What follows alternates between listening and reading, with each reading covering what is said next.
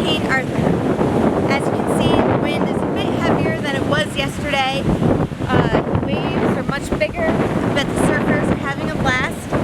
As far as our property, we did not see any damage. There was no flooding, no trees down. There's been nor'easters that have come through that have been much worse. So for OBX Entertainment, it's back to business as usual. Thank you.